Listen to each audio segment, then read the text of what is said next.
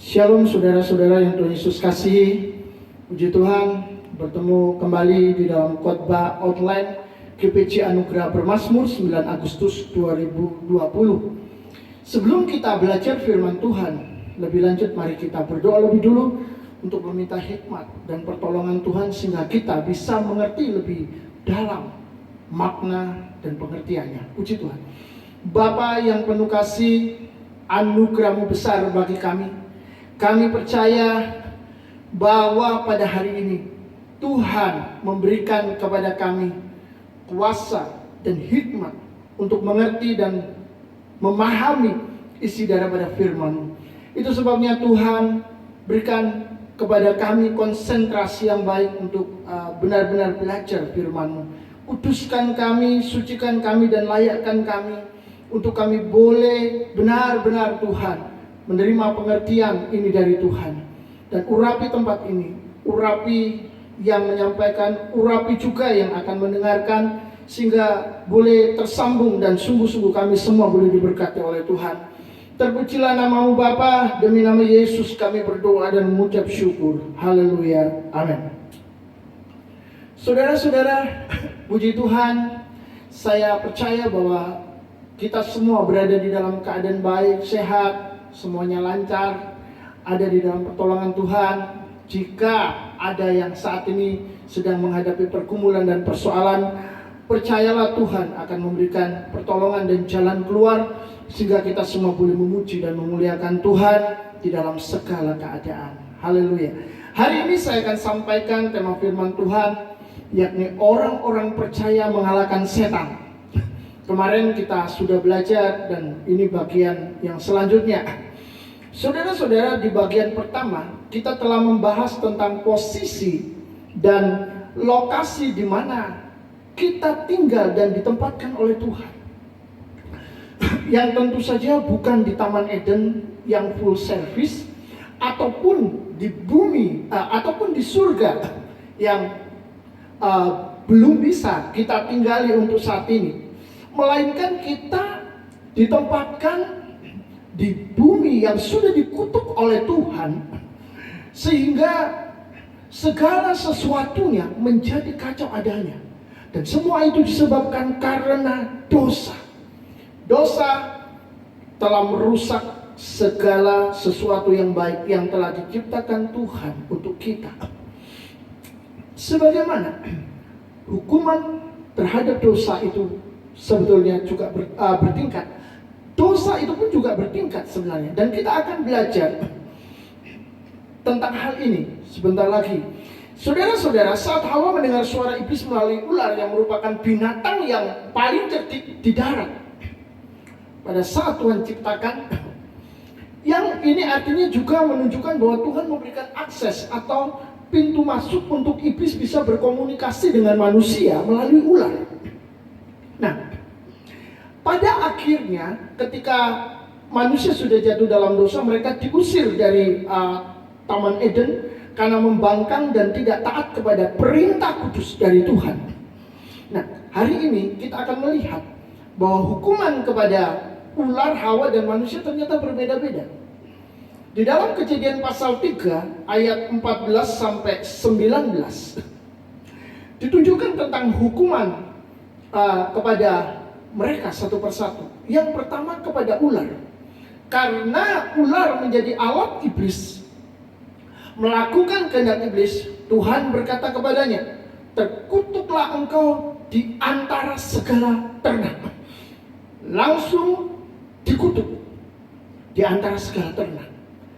Kepada Hawa yang mendengarkan suara ular yang diperalat oleh iblis, Tuhan berkata, "Susah payamu akan kubuat sangat banyak, dan kau akan mengalami kesakitan waktu melahirkan." Susah payahnya waktu mengandung jadi banyak. Saudara-saudara, ini adalah kutukan yang diberikan oleh Tuhan kepada mereka. Tetapi kepada ular Tuhan berkata, "Terkutuklah." Kepada Hawa, dia cuma berkata, "Susah payahmu akan kubuat sangat banyak." Di sini saja kita sudah melihat bahwa antara manusia dan binatang sudah ada perbedaan tingkat. Manusia memang menempati tempat yang sangat tinggi karena diciptakan serupa dan segambar dengan Allah. Tetapi beda lagi dengan Adam. Adam ini tidak mendengar dari iblis, tidak mendengar dari ular, tapi dia mendengar kata-kata istrinya. Lalu dia ikut makan. Dan untuk Adam, hukumannya, Tuhan berkata kepadanya, terkutuklah tanah karena engkau. Dan dengan susah payah engkau akan mencari rezeki seumur hidupmu. Ini beda sekali. Tuhan tidak mengutuk Adam, tapi Tuhan mengutuk tanah. Adam juga bersalah, bahkan Adam adalah penerima firman pertama. Sebelum Hawa diciptakan, Adam sudah ada, dan saya yakin bahwa Adam telah menerima firman itu. Tanggung jawab itu ada di dalam dia. Adam telah berbuat dosa dan melawan Tuhan.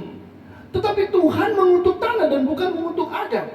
Berbeda dengan ketika Tuhan berkata kepada ular, terkutuklah tanah, terkutuklah engkau di antara segala ternak, atau kepada Hawa, susah payahmu akan kubuat sangat banyak. Tapi Tuhan berkata kepada Adam, terkutuklah tanah karena engkau. Jadi saudara-saudara yang dikasihi Tuhan, sekali lagi ketiganya memang melawan Tuhan. Tetapi kita melihat urutannya berbeda. Ular mendengar secara langsung dari iblis, sedangkan Hawa mendengar dari ular. Adam yang paling rendah mendengar dari Hawa. Maka rupanya dosa itu bertingkat dan hukuman juga bertingkat. Namun bukan berarti hukuman Adam itu ringan atau lebih ringan dari yang lain, tidak. Hukuman Adam juga sama-sama parahnya dengan yang lainnya. Itu sebabnya saudara-saudara, kita harus berhati-hati di dalam mendengar suara Tuhan. Kita sadar bahwa tugas dan panggilan kita adalah melawan iblis. Itu sebabnya kita harus mengetahui rahasia iblis supaya kita tidak diperdaya, tapi kita memperoleh pengertian untuk melawan dia dengan cara Tuhan dan bukan dengan cara kita. Amin. Ada pribadi licik dan jahat sebenarnya yang menjadi perancang kejahatan agar manusia itu jatuh di dalam dosa. Jadi sekarang kita tahu bahwa iblis adalah otak dari kejahatan yang membuat manusia itu jatuh. Bukan ular. Dan tentu saja iblis begitu sangat senang, begitu sangat bahagia ketika manusia, Adam dan Hawa, benar-benar jatuh di dalam genggaman tangannya. Iblis telah memegang kunci untuk membuat dia memiliki akses dan pintu masuk lebih jauh lagi, menghancurkan dan merusak segala sesuatu yang dikerjakan oleh manusia. Di dalam Yohanes pasal 8 ayat 44, Tuhan Yesus memberitahu kita tentang siapa iblis yang sebenarnya. Karena Tuhan Yesuslah yang benar-benar sangat mengenal dan sangat tahu siapa iblis dan asal-usul iblis.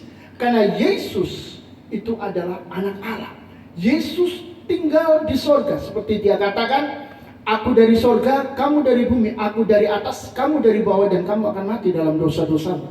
Jadi Yesus mengetahui segala sesuatu, mengetahui semua rahasia ilahi, karena dia bersifat ilahi. Apa yang dikatakan oleh Yesus? Sekali lagi kita baca di dalam Yohanes pasal 8 ayat 44. Iblislah yang menjadi bapamu dan kamu ingin melakukan keinginan-keinginan bapamu. Ia adalah pembunuh manusia sejak semula dan tidak hidup dalam kebenaran, sebab di dalam dia tidak ada kebenaran. Apabila ia berkata dusta, ia berkata atas kehendaknya sendiri, sebab ia adalah pendusta dan bapa segala dusta. Saudara-saudara, Yesus memberitahu kita siapakah iblis yang misterius, yang tidak kelihatan, yang berbicara dan mempengaruhi ular untuk menipu Adam dan Hawa. Iblis tidak kelihatan di sana, yang kelihatan ular di depan mata Hawa. Itu sebabnya Hawa tertipu dan Hawa mungkin berpikir itu adalah ular, binatang yang mungkin biasa bergaul dengan dia, karena mereka bisa berkomunikasi dan bercakap-cakap dengan begitu dekat. Saudara-saudara, banyak orang tidak menyadari bahwa ada pekerjaan jahat si iblis di balik segala sesuatu. Setan selalu menjadi dalang untuk kehancuran dan kerusakan manusia. Setan selalu berusaha untuk menggagalkan rencana Tuhan terjadi di dalam hidup kita. Setan selalu ingin membuat hal-hal yang baik yang Tuhan sediakan untuk kita itu menjadi sampah. Setan begitu benci kepada manusia karena manusia itu diciptakan segambar dan serupa dengan Allah. Sedangkan dia adalah makhluk yang sudah dibuang, yang sudah dijatuhkan, dan tidak ada harga dan nilainya. Hari ini kita telah melihat apa yang dikatakan Tuhan kita Yesus tentang pribadi iblis yang telah berbuat jahat dengan cara licik atau seringkali tidak terang-terangan. Yesus memberitahu bahwa iblis adalah pembunuh manusia sejak semula. Karena iblislah Adam dan Hawa makan buah pengetahuan yang baik dan jahat yang Tuhan katakan kalau kamu makan, kamu mati. Iblis tidak bisa membunuh Adam dan Hawa secara langsung, karena Adam dan Hawa ada di dalam genggaman tangan Tuhan. Tetapi iblis membunuh Adam dan Hawa dengan cara membujuk dan menipu bahwa kalau Hawa makan buah pengetahuan baik dan jahat itu, dia tidak akan mati, tapi matanya akan terbuka dan seperti Allah, dan akan mengetahui yang baik dan jahat. Kata jahat di sana saya yakin adalah kata yang baru bagi Hawa. Saya tidak tahu bagaimana cara ular itu menjelaskan tentang kata jahat kepada Hawa. Tetapi yang jelas firman Tuhan sudah mengungkap rahasia ini untuk memberitahu bahwa Hawa belajar tentang satu kosakata baru, yakni jahat. Dia hanya tahu yang baik karena segala sesuatu yang diciptakan oleh Tuhan pada mulanya itu baik. Gak ada yang jelek, gak ada yang buruk, gak ada yang jahat. Tapi setan tahu itu kejahatan karena setan telah jatuh lebih dulu dan berbuat dosa. Hawa tidak tahu. Kata jahat sudah disuntikkan, Hawa mulai berpikir tentang jahat. Lalu iblis mulai mengatakan kepada Hawa melalui ular, kamu makan, kamu gak akan mati. Dia mencoba untuk memberitahu Hawa bahwa Tuhan itu merahasiakan sesuatu, Tuhan itu berbohong, Tuhan itu menipu. Saudara-saudara, pekerjaan iblis adalah selalu membuat kita ragu-ragu kepada Allah kita yang setia, ragu-ragu kepada Allah kita yang benar, ragu-ragu kepada Allah kita yang selalu punya rencana baik dalam hidup kita. Dan iblis berhasil membuat Hawa tidak percaya kepada Tuhan, lalu akhirnya menentang Tuhan. Dan hari ini kita melihat bahwa Tuhan sedang membongkar dan memperlihatkan tarik iblis yang haus untuk menyesatkan dan membinasakan manusia. Itu sebabnya kita harus berhati-hati di dalam segala situasi kondisi. Kenapa? Karena iblis sewaktu-waktu menyerang dan akan menghancurkan kita. Yang kita lihat poinnya bahwa di awal iblis sudah berhasil memperalat ular untuk mencapai tujuannya. Maka kita bisa berpikir bahwa iblis juga akan meneruskan pekerjaan ini yang telah membuat dia berhasil mencapai tujuan dengan cara untuk memperalat yang lainnya. Dan kalau binatang sudah bisa diperalat, manusia pun akan diperalat. Karena sekarang manusia sudah jatuh ke dalam genggaman tangannya. Adam dan Hawa sudah jatuh di dalam jebakan iblis. Mereka terperangkap seperti ikan yang dijaring. Mereka nggak bisa keluar. Karena sudah ada di dalam jaring iblis, maka iblis bisa membawanya ke atas, menaruhnya di kapal, menjualnya di pasar, atau menggorengnya di rumah. Saudara-saudara, kira-kira ilustrasi itu yang bisa membuat kita melihat betapa manusia sudah ada di dalam kejatuhan. Tetapi iblis juga dihukum. Tadi kita melihat bahwa ular, Hawa, dan Adam. Tapi sekarang kita akan melihat hukuman bagi si iblis. Di dalam Kejadian pasal yang ketiga ayat yang ke-15, Tuhan berkata kepada ular, sebetulnya kepada iblis. Waktu Tuhan ngomong seakan-akan kepada ular, itu ditujukan kepada iblis. Kalau kepada ular, Tuhan berkata, terkutuklah engkau di antara segala ternak. Tapi setelah itu, kata-kata itu sebenarnya ditujukan kepada iblis yang menjadi dalang dan otak dari semuanya. Tuhan berkata begini, aku akan mengadakan permusuhan antara engkau dan perempuan ini, antara keturunanmu dan keturunannya. Keturunan keturunannya akan meremukkan kepalamu dan engkau akan meremukkan tumitnya. Saudara-saudara yang dikasihi Tuhan, hari ini kita belajar satu perkara, yaitu bahwa iblis akan bermusuhan dengan keturunan manusia sampai seterusnya. Karena tidak ada waktu yang membatasi permusuhan itu. Itu artinya sampai zaman akhir ini, sampai akhir zaman, iblis akan terus bermusuhan dengan manusia. Itu sebabnya jangan pernah percaya bahwa iblis akan menjadi teman, apalagi menjadi penolong bagi manusia. Berapa banyak orang-orang yang terjebak di sana yang menjadikan iblis sebagai teman, menjadikan iblis untuk membantu kehidupan ekonominya melalui transaksi keterikatan mereka dengan iblis, dan meminta iblis memberikan kepada mereka seperti tuyul, babi ngepet itu kalau di Indonesia. Saudara-saudara, berapa banyak orang yang mengadakan hubungan yang tidak benar ini, hubungan yang ilegal ini, hubungan yang tidak sah ini. Tetapi manusia melakukannya karena mereka berpikir iblis memberikan kepada mereka keuntungan. Jangan pernah lupa, iblis tidak akan pernah memberikan apapun secara gratis. Iblis akan mengambil lebih banyak. Mengapa? Karena iblis adalah musuh manusia dan bukan sahabat manusia. Jangan pernah salah. Tuhan sudah memberitahu kita bahwa aku akan mengadakan permusuhan antara engkau dan perempuan ini, antara keturunanmu dan keturunannya. Tetapi kekuasaan iblis akan dihancurkan, karena Tuhan berkata, keturunannya akan meremukkan kepalamu. Saudara-saudara, iblis diremukkan kepalanya oleh keturunan perempuan ini. Siapakah yang dimaksud?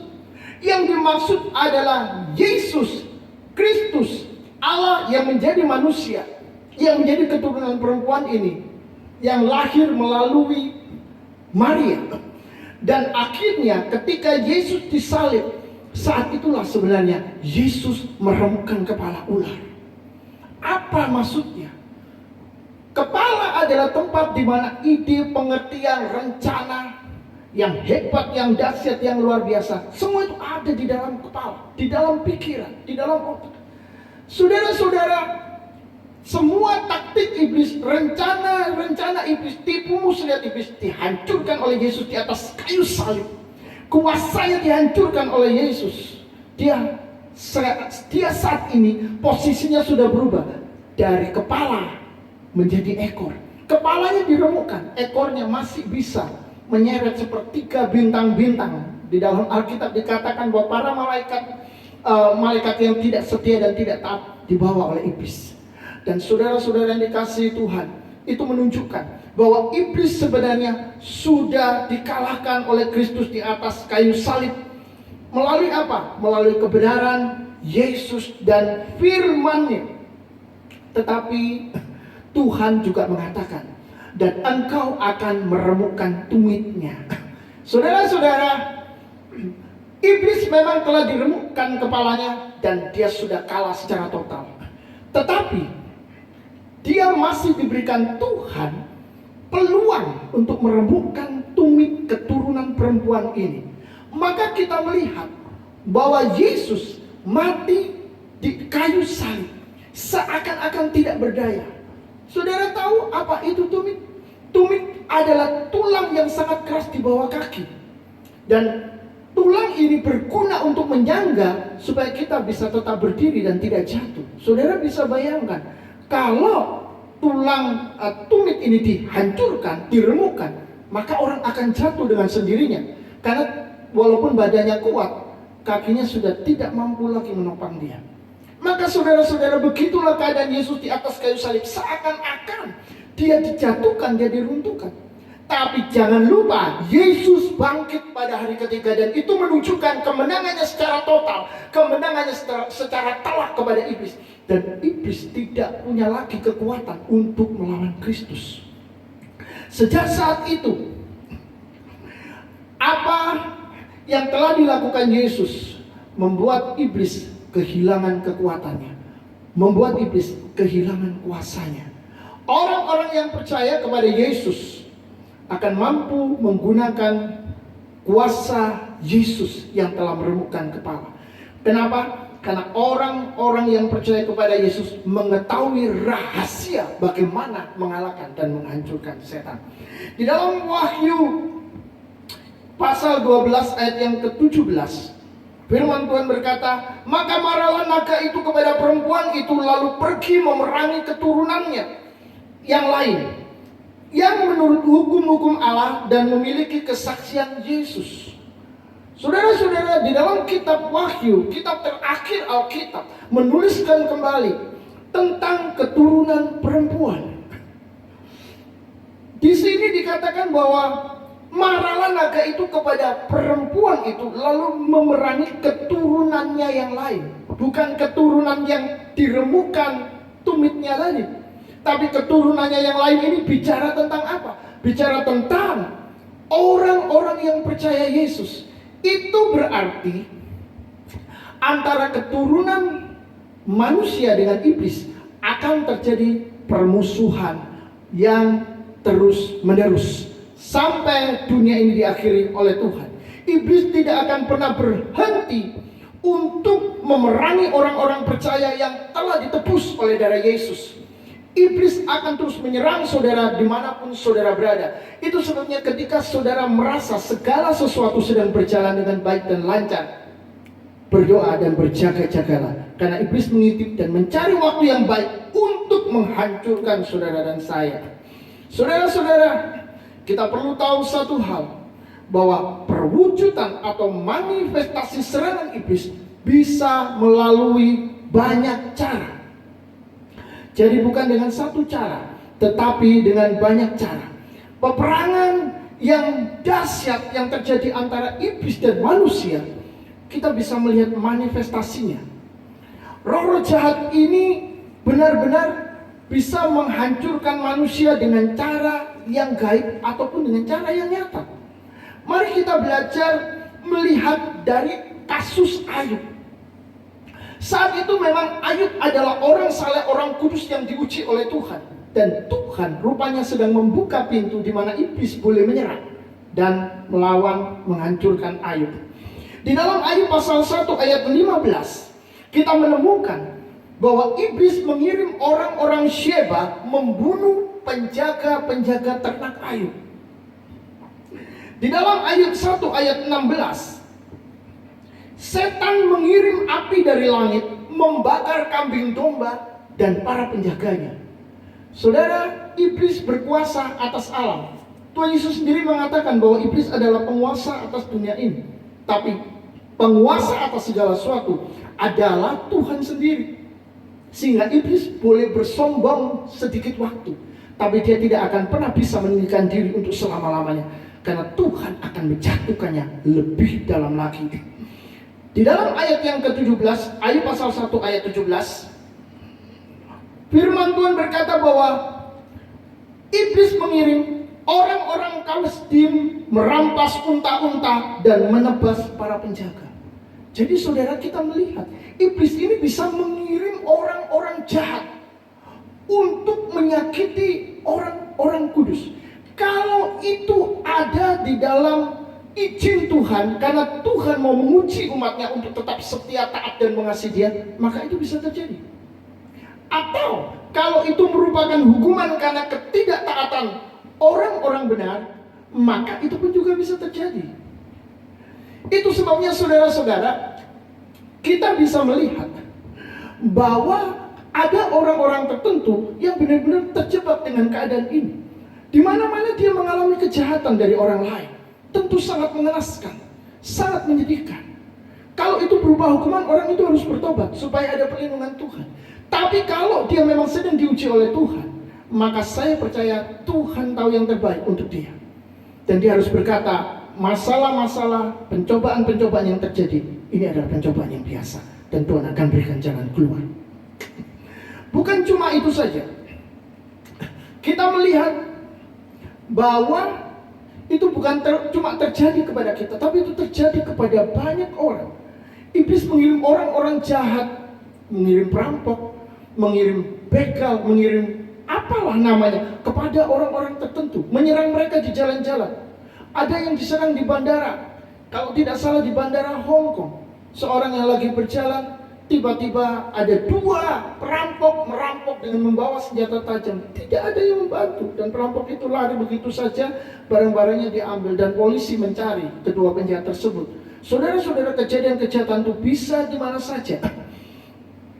Dalam Ayub pasal 1 ayat yang ke-18 sampai 19. Firman Tuhan berkata, angin ribut melanda rumah dan membunuh anak-anak Ayub. Iblis kali ini bukan cuma mengirim api dari langit, tapi dia juga bisa mengirim angin ribut. Saudara, ini berarti apa? Ini bicara tentang bencana. Ini bisa bencana alam. Bencana alam pun juga bisa berasal dari iblis. Selain itu berasal dari kekuasaan Tuhan. Kalau Tuhan izinkan, itu pun bisa terjadi. Di dalam Ayub pasal 2 ayat yang ke-7, setan menyerang Ayub dengan penyakit parah yang busuk dari telapak kaki sampai ke batu kepalanya. Jadi saudara, kita lihat lagi sekarang, iblis juga bisa mengirim penyakit yang aneh. Jadi saudara-saudara, serangan iblis ini tidak hanya terjadi secara gaib.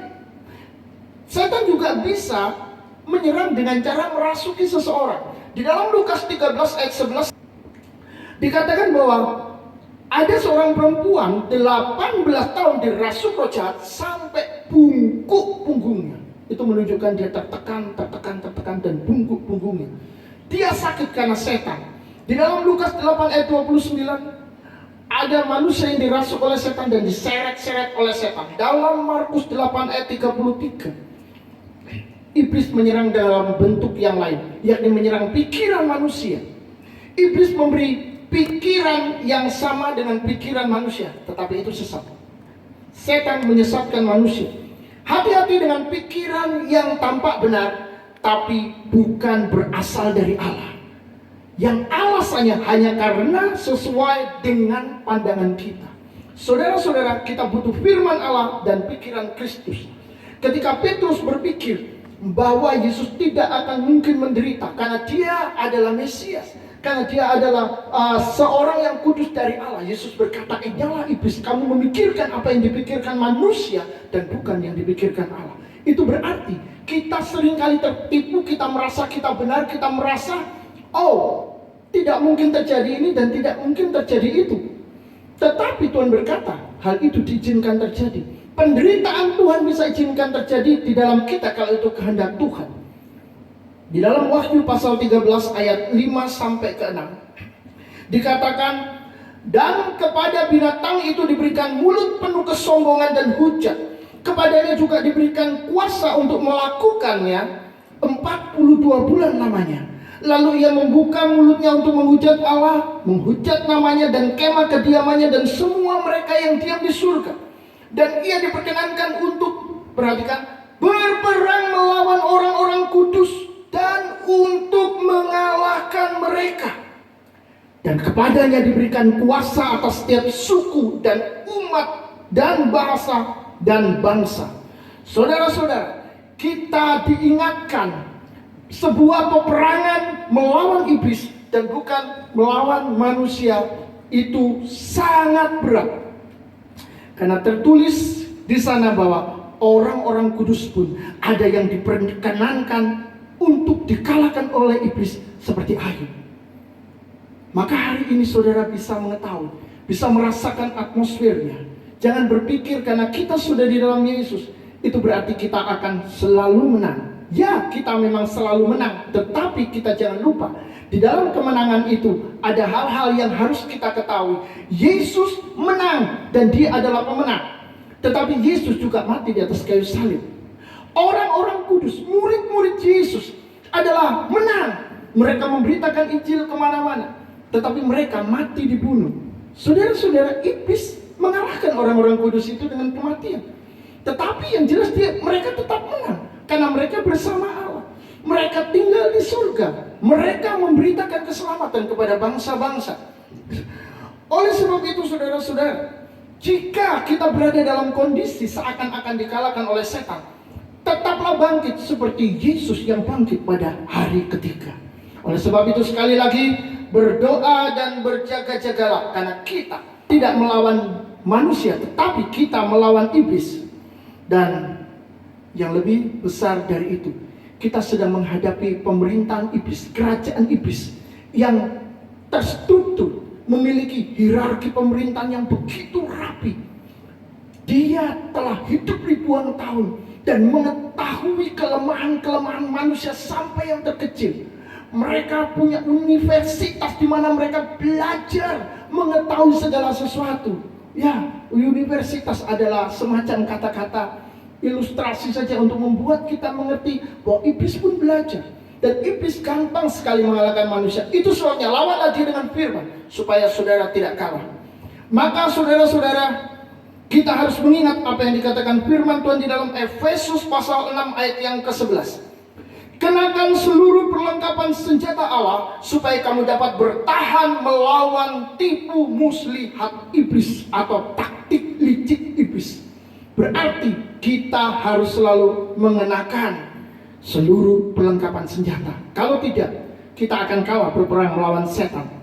Di dalam 1 Petrus 5 ayat 8 dan 9 berkata, sadarlah dan berjaga-jagalah, lawan musuh iblis berjalan keliling sama seperti singa yang mengaum-ngaum dan mencari orang yang dapat ditelannya. Saudara, setan ini berjalan keliling mencari mangsa, ingin menghancurkan orang-orang yang bisa ditelannya. Saudara termasuk yang bisa ditelan atau tidak? Lawan dia dengan iman. Dalam Yakobus 4 ayat yang ke-7 dikatakan, karena itu hendaklah kamu tunduk kepada Allah. Karena itu tunduklah kepada Allah, maka iblis akan lari daripadamu. Kemenangan kita adalah jika kita tetap bersama dengan Tuhan, kita tidak meninggalkan Tuhan, maka kita akan memiliki kemenangan yang luar biasa. Ayat yang terakhir saya akan bacakan untuk saudara di dalam Wahyu 17 ayat 14. Mereka akan berperang melawan anak domba, tetapi anak domba akan mengalahkan mereka, karena ia adalah Tuan di atas segala tuan dan Raja di atas segala raja.